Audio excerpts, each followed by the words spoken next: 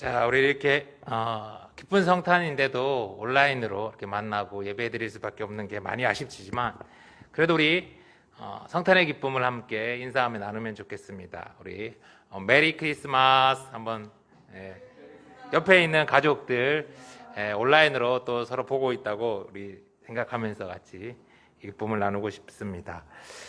지난주 말씀드린 대로 참 대림절을 힘들게 보냈어요. 별 하나 보고 이렇게 그 먼 길을 힘겹게 온 동방 박사처럼 스마트폰으로 이렇게 촬영되고 송출되는 이 예배를 통해서 대림절을 보내고 오늘 성탄까지 왔습니다.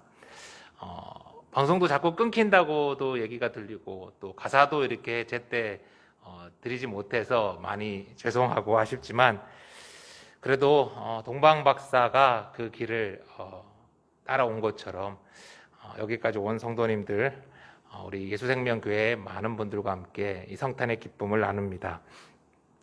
힘들고 추운 겨울과 코로나로 인한 아픔이 이어지지만 하나님의 그 은혜가 더 크고 놀랍기에 우린 오늘 이 아침 이 땅에 오신 예수님을 예배합니다.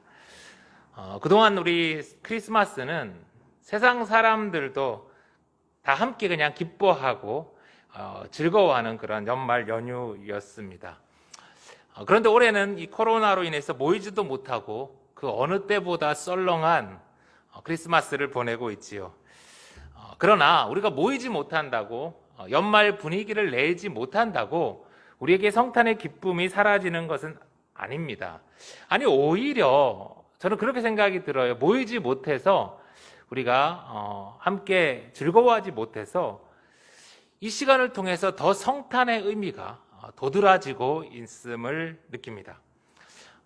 세상 사람들은 이 성탄을 연말 휴가의 그냥 시작으로 이제 생각을 많이들 하지요. 그러나 우리 성도들에게는 이 성탄이라는 것은 전혀 다른 의미입니다. 크리스마스라는 말은요, 라틴어 크리스투스와 미사라는 말이 합해진 말이지요. 그러니까 그리스도를 예배한다라는 말이에요. 그러니까 메리 크리스마스라고 우리가 인사하는 것은 우리 즐겁게 그리스도를 예배하자라는 의미입니다.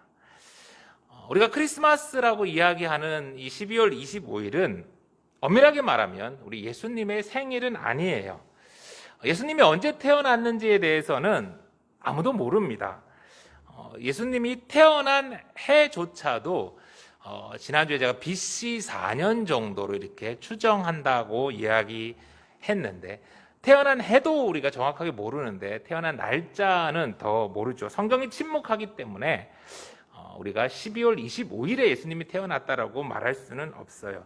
그런데 교회가 특별히 12월 25일을 우리 성탄으로 이렇게 기뻐하고 기념하는 것은 당시 로마의 콘스탄티누스 대제 치하에서 이 12월 25일이 당시 그 로마 사람들이 많이 믿었던 이교의 축제, 태양신과 농경신의 축제일이라서 쉬는 날이었어요. 빨간 날. 그렇기 때문에 우리 참 쉬지 못하고 일해야 했던 우리 성도들도 이날 같이 모여서 우리가 우리의 왕이 되신 예수 그리스도의 오심을 기뻐하고 예배했던 그런 날로 삼았습니다. 그래서 25일 날 이렇게 모여서 예배하고 특별히 인간으로 이 땅에 오신 예수님을 이제 예배하는 날이 이제 크리스마스가 된 것이죠. 그러니까 생일 잔치라기보다는 이 땅에 연약한 아기의 모습으로 오신 것을 감사하고 모여서 예배하는 날이라는 거예요. 그러니까 중요한 것은 생일 잔치를 한다는 것보다는 이 땅에 오신 그 예수님의 그 모습을 기억하고 기념하고 예배하는 것이 성탄의 의미입니다. 그러니까 지금 우리가 막 모여서 생일 잔치를 못한다고 하더라도 성탄의 의미는 조금 더 퇴색되는 것이 아니라는 거예요. 오늘 말씀의 제목을 하늘과 땅의 기쁨이라고 잡았어요. 이제 정했어요. 왜냐하면 성탄의 기쁨은 하늘에서도 영광이 되고 기쁨이 되고 땅에서도 기쁨이 되기 때문이지요. 13절의 말씀 우리 한번 다시 보겠습니다. 호련히 수많은 천군이 그 천사들과 함께 하나님을 찬송하여 이르되 지극히 높은 곳에서는 하나님께 영광이요 땅에서는 하나님이 기뻐하시는 사람들 중에 평화로다 하니라. 얼마 전에 제가 이제 말씀을 드렸듯이 이제 하나님의 그런 인간 구원을 위한 프로젝트는 이제 성전, 그 프로젝트는 처음에는 이제 에덴 동산에서 시작된 것이 이제 출애굽한 이스라엘 백성들에게 성막으로 주어졌죠. 그리고 다시 다윗과 솔로몬의 시대를 거쳐서 예루살렘 성전으로 이어졌어요. 제가 말씀을 드렸었죠. 그 인간을 향한 그 하나님의 구원의 프로젝트는 그런데 시간이 지날수록 자꾸만 인간의 타락과 죄로 인해서 더뎌지고 엎어지기도 하고 그렇게 됐습니다. 그러나 역사 속에서 하나님의 인간을 향한 구원의 그 계획은 이어졌고 마침내 영원하고 무너지지 않는 그런 참 성전 대신 예수 그리스도가 이 땅에 친히 오심으로 그 놀라운 구원의 계획은 이루어졌죠. 그걸 지켜본 사람들이 있었어요. 바로 하늘에 있었던 천군 천사들입니다. 물론 하나님에게 이제 버림받아 쫓겨난 사단도 이제 그것을 지켜보고 있었어요. 사단은 이제 자기가 성공했다라고 생각했겠죠. 자꾸만 엎어지고 무너지는 그런 모습을 보면서. 그러나 하나님의 구원의 그 계획은 천사도 사탄도 알지 못하는 그 역사 속에서 아기 예수님의 모습으로 이 땅에 임했어요. 얼마나 참 놀랐겠어요. 사탄도 기가 막혔을 거고 천사들도 너무나 놀랐을 거예요. 와, 우리 하나님이 이렇게까지 인간을 사랑하시는구나. 아니 도대체 인간이 무엇이건데 정말 저 티끌 같은 모습의 존재가 인간인데 그 인간을 위해서 그 인간을 구원하시려고 하나님이 그 오랜 시간을 준비하고 이루어 가시고 마침내 하나님이 스스로 티끌 같은 인간이 되셔서 이 땅에 오신다는 것을 옆에서 천사들이 보면서 그냥 막 질투도 나고 기가 막혔을 것 같아요. 정말 어떻게 보면 먼지 같은 존재인데 저 인간 살리겠다고 이 우주를 창조한 하나님이 이 땅에 그 인간으로 오신다는 게, 그래서 천사들이 보면서 하나님께 영광을 돌릴 수밖에 없는 것이죠. 정말 상상하지 못할 정도로 인간을 사랑하신 그 하나님의 놀라운 모습에 하늘에서도 하나님께 영광을 돌립니다. 하나님 그런 분이십니다. 오랜 시간 우리를 위해서 사랑하시고 그것을 위해 친히 이 땅에 오셔서 인간이 되셔서 그 사랑을 실천한 그런 하나님입니다. 오늘 성탄절은 그런 하나님을 예배하고 기뻐하는 날이지요. 그런데 이 놀라운 하나님의 구원의 소식은 이제 땅에 있는 사람들에게도 너무도 크고 기쁜 소식이 되었어요. 얼마나 기뻤을까요? 그런데 이 놀라운 기쁜 소식이 누구한테 가장 먼저 전해지냐면요, 우리 8절에 한번 말씀을 보겠습니다. 8절. 그 지역의 목자들이 밤에 밖에서 자기 양떼를 지키더니 주의 사자가 곁에 서고 주의 영광이 그들을 두루 비춤에 크게 무서워하는지라. 오늘 성경은 특별하게 이 놀라운 구원의 기쁜 소식이 가장 먼저 목자들에게 전해졌다라고 자세하게 기록해주고 있어요. 누가는 상당한 부분을, 이 예수님의 탄생에 대해서 상당한 부분을 크고 자세하게 우리에게 들려주고 있는데요. 천사가 목자들한테 이제 특별하게 찾아가 이 구원의 복된 소식을 전해 주었다라고 기록해 주어요. 왜 하나님은 천사들을 시켜서 이 구원의 기쁜 소식을 목자들한테 전하게 하셨을까요? 8절에 나오는 이제 그 지역은 이제 당연히 베들레헴이겠죠. 베들레헴에 있는 이 목자들한테 왜 하나님은 이 기쁜 소식을 가장 먼저 들려주셨을까요?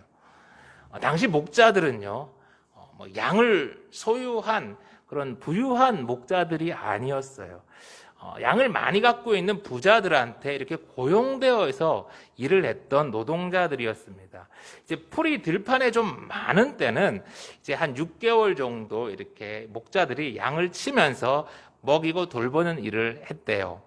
그리고 또 이제 풀이 없는 그런 한 6개월 정도는 이제 다른 잡일들, 이제 부유한 사람들의 이제 과수원이나 뽕나무나 이런 것들을 가꾸어 주고 다른 잡일들을 하면서, 우리 한국에도 옛날 농번기에는 이제 집신을 꼬고 뭐 이렇게 하면서 겨울을 보냈잖아요. 그렇게 하면서 생계를 꾸려갔었던, 참 이스라엘에서 가장 그런 힘든 일을 하면서 살아갔던 그런 존재가 바로 목자들입니다. 목자 하면 조금 우리가 낭만적으로 생각하는데 그렇지 않다는 거예요.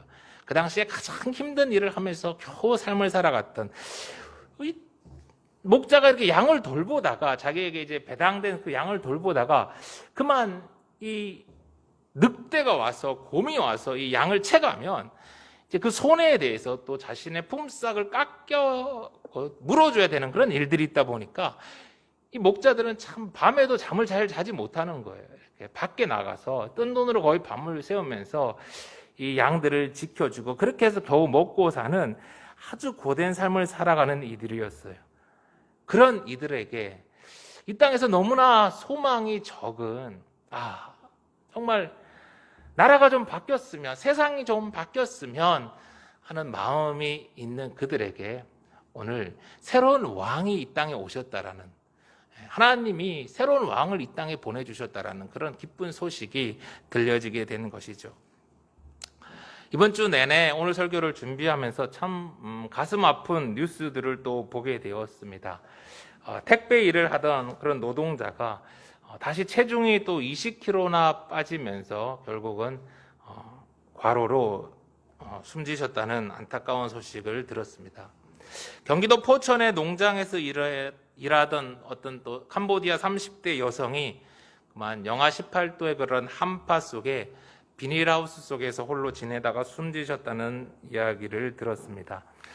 많은 노동자들께서 고되고 힘든 일을 하다가 또 아픔을 당하고 죽어가는 뉴스들이 지금도 너무도 우리 주변에 많이 들리고 있어요.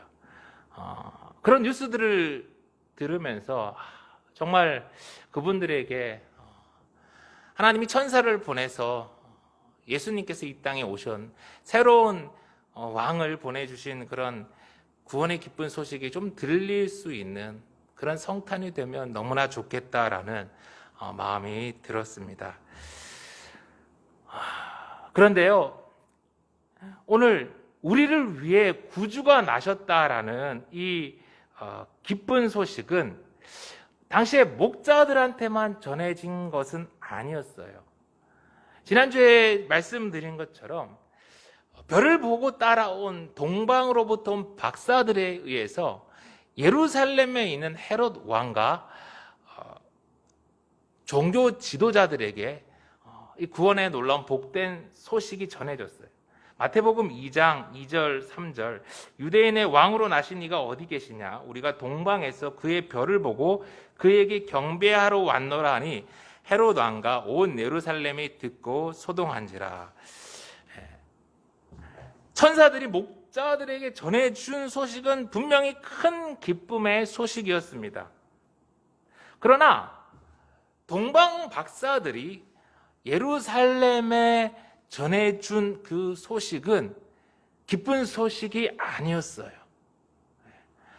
예루살렘 성을 소동하게 한 소식이었어요. 심지어는 그 소식으로 인하여 베들레헴의 2살 아래의 아이들이 다 죽게 되는 비극의 소식이었어요. 똑같이 하나님께서 이 땅에 인간을 구원하시기 위하여 약속한 대로 새로운 왕을 보내주셨는데, 누군가에게는 이것이 큰 기쁨의 복된 소식이 되는데 누군가에게는 그렇지 못하고 있다는 거예요. 왜 그랬을까요? 아무것도 가진 게 없었던, 그래서 간절히 삶의 변화를 원했던 목자들에게는 예수님의 오심은 큰 기쁨의 소식이었지만, 너무나 가진 게 많았던 헤롯과 종교 지도자들에게는 예수님이 이 땅에 오신 것은 자신의 기득권을 위협하는 별로 좋지 못한 소식이 되었기 때문이죠. 새로운 왕 예수님은 자기들에게 두려운 존재가 되었기 때문이에요. 참 어이가 없는 게 이 헤롯 왕의 나이가 예수님이 태어났을 때 이 헤롯 왕의 나이가 70 정도가 넘었어요.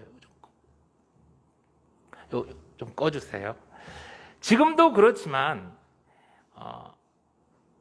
70 넘었으면 2000년 전에 70이 넘었다면 엄청 장수한 거잖아요. 그런데 헤롯은 이때 이미 자기의 아들들을 자기의 왕권을 위협한다고 여럿을 죽인 상태였어요. 그리고 70이 넘었는데 이제 태어난 아이가 얘가 자라려면 20년은 걸릴 텐데 무슨 자기의 왕권을 위협한다고 그 어린 2살도 안 된 애들을 또 다 죽이게 합니다. 도대체 얼마나 더 오래 왕노릇을 하려고. 여러분, 사람이 욕심에 사로잡히고 자기가 왕이 되려고 하면, 그 권력에 집착하면 헤롯과 같이 괴물이 되는 것 같아요. 우리 11절의 말씀을 다시 한번 보겠습니다. 오늘 다윗의 동네에 너희를 위하여 구주가 나셨으니 곧 그리스도 주시니라. 너희가 가서 강보에 쌓여 구유에 누워 있는 아기를 보리니 이것이 너희에게 표적이니라 하더니,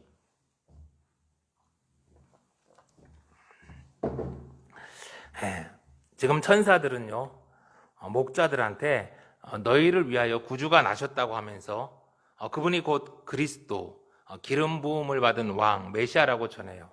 그래서 하는 말이, 너희가 가서 이제 확인할 수 있는 표적이 있는데 그 표적이 뭐냐고 하면 강보에 쌓여 구유에 누워 있는 아기라는 거예요. 지난주에 동방 박사들이 이제 별을 보고 와서 이제 이스라엘로 옵니다. 이제 예루살렘에 도착해서 그들이 간 곳은 어디였을까요? 당연히 궁전이었어요. 예루살렘 궁전. 가서 헤롯 왕을 만났을 겁니다. 그리고 아마 당연히 이 동방 박사들은 헤롯 왕에게 혹시 새로 태어난 왕자가 있습니까? 라고 물어봤을 것 같아요. 상식적으로 새로운 왕이 궁전에서 그 왕의 아들로 태어나지 않았을까 생각을 했겠죠.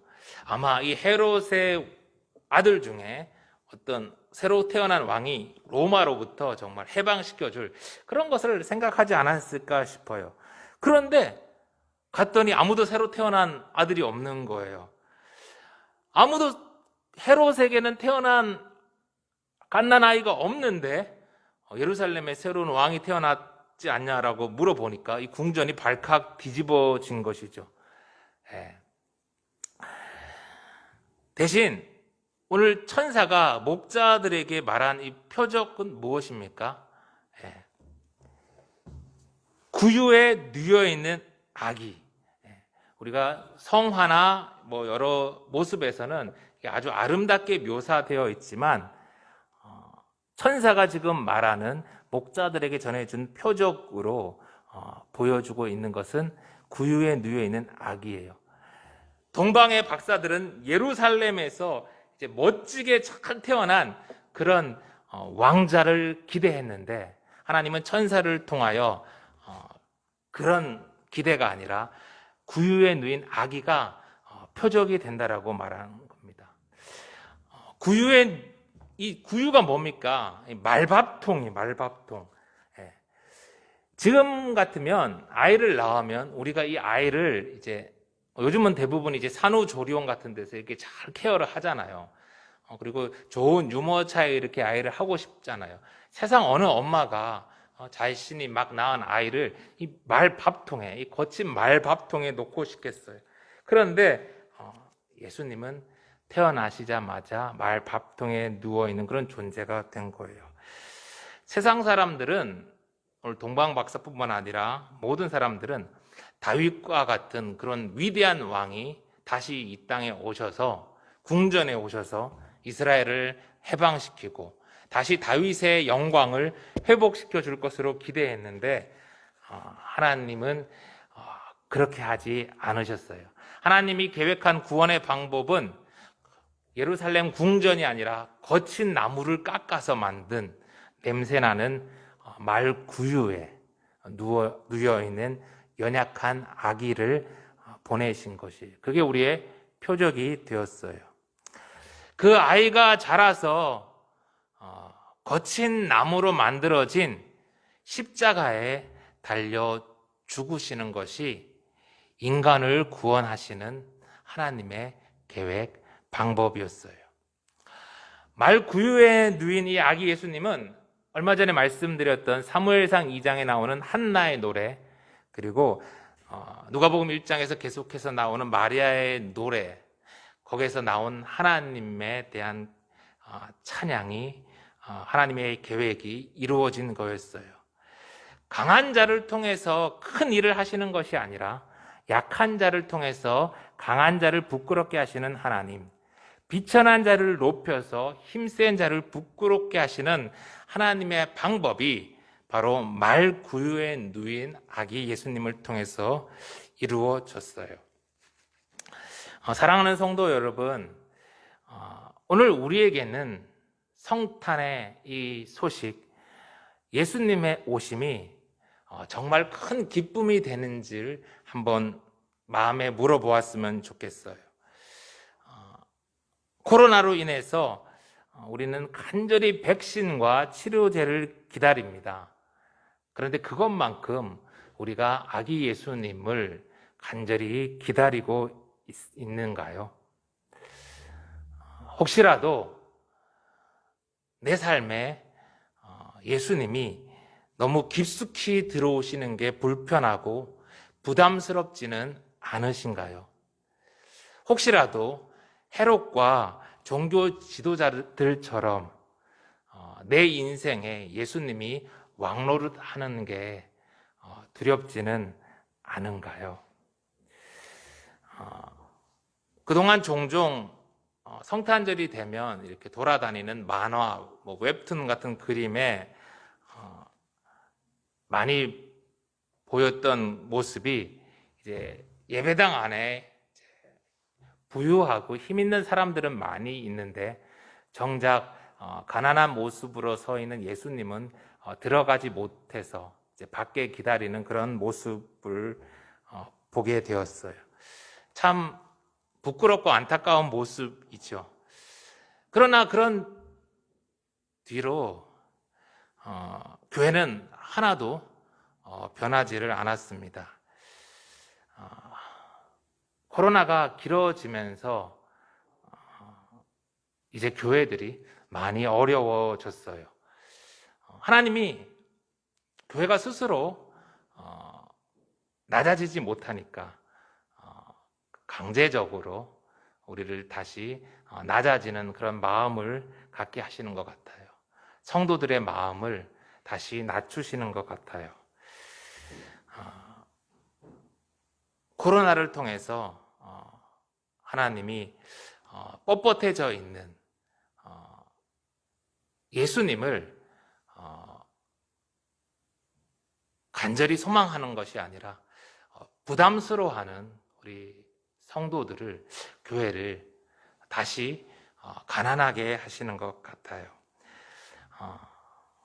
헤롯이 아니라, 종교 지도자들이 아니라 세상에 아무런 소망이 없어서 하나님의 구원을 기다릴 수밖에 없고 사모할 수밖에 없었던 그 목자들과 같이 그렇게 우리를 인도해 가시는 것 같아요.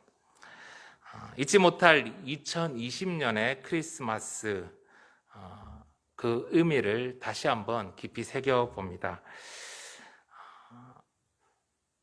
그동안 교회는 성탄이라고 하면서 온갖 행사와 여러 가지 일들로 정작 우리를 위해 이 땅에 오신 아기 예수님을 바라보는 데는 집중하지 못했어요. 교회가, 우리가 바라보아야 할 표적은 가장 낮은 모습으로 구유에 누인 아기 예수 그리스도인데 우리는 그동안 너무 화려한 크리스마스를 보낸 건 아니었는지요. 그래서 하나님이 이번에는 성탄절을 감싸고 있던 여러 가지 포장지들을 다 걷어가 버리셨습니다.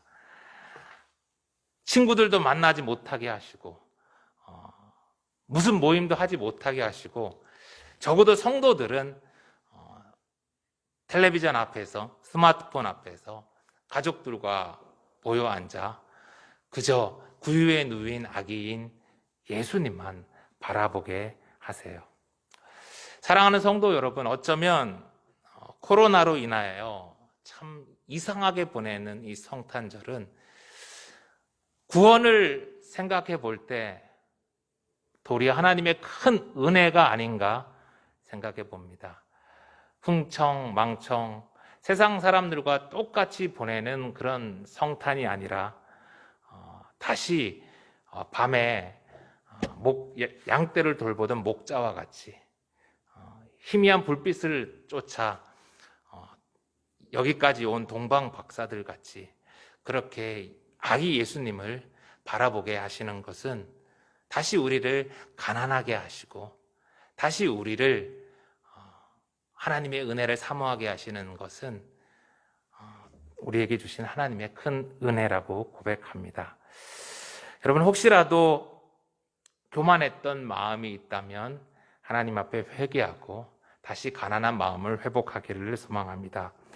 혹시라도 여유가 있다면 오늘 밤에 고생하는 목자들에게 우리의 사랑을 전할 수 있기를 소망합니다.